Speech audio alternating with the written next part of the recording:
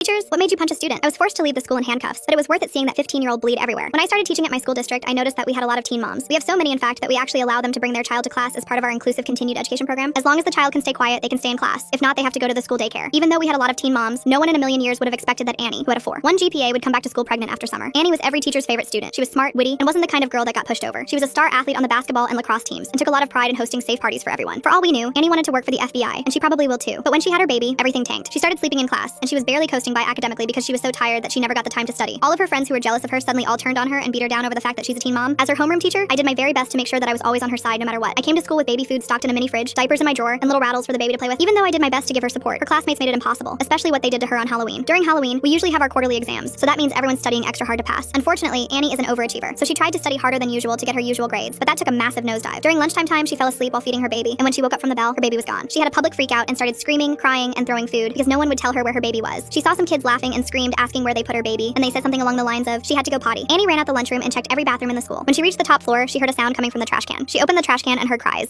She threw out tampons and tissues, and underneath it all found a baby. It wasn't hers. It was one of those screaming babies from Spirit Halloween. On the baby was a note that said, "Smart people know how to wear protection." Annie had a complete breakdown in the bathroom and ended up coming to my classroom where I was taking care of her baby. She screamed at me, asking why I had her baby, but I was completely clueless at the time. I told her that I was told by one of her lacrosse teammates to take care of the baby while she napped. When she explained what happened, something switched in me. I found her lacrosse teammate and gave her the meanest backhand ever. She ended up spinning onto the floor and bleeding out of her nose. People called me crazy for doing that over a prank, but none of them knew that Annie was assaulted by a college student and didn't have a choice but to have the baby. I was promptly fired from the school, but Annie and I still keep in contact. I actually babysit for her whenever she's needed at the mayor's office.